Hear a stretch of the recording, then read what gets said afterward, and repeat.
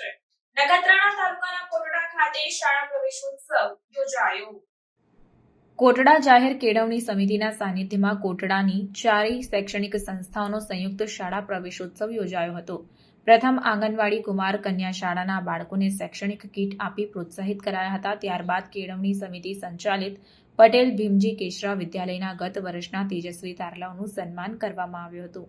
શાળાના આચાર્ય પીપી સોઢાએ સ્વાગત પ્રવચનમાં કન્યા કેળવણી અને પ્રવેશોત્સવનું મહત્વ સમજાવ્યું હતું।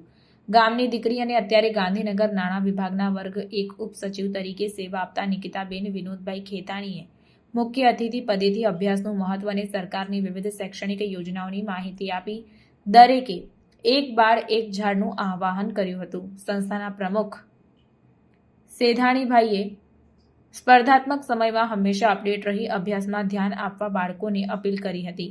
શાળાના બાળકોએ વૃક્ષો વાવવા અને બેટી બચાવો બેટી પઢાઓ વિશે ટૂંકું પ્રવચન કર્યું હતું। આ પ્રસંગે તમામ શાળાના બાળકો, શાળા સ્ટાફ, સંસ્થાના ટ્રસ્ટીઓ ડોક્ટર જે.વાય. જોશી, ઉર્મિલાબેન ખેતાણી, સુનિલભાઈ ભગત, હાર્દિકભાઈ ડોસા, સીઆરસી યોગેશભાઈ પટેલ, કન્યા શાળાના આચાર્ય હિનાબેન અનમ, કુમાર શાળાના પ્રતિભાબેન પટેલ, આંગણવાડીના સંચાલકો હેલ્પરો શંકરભાઈ ભગત, અનિલભાઈ અને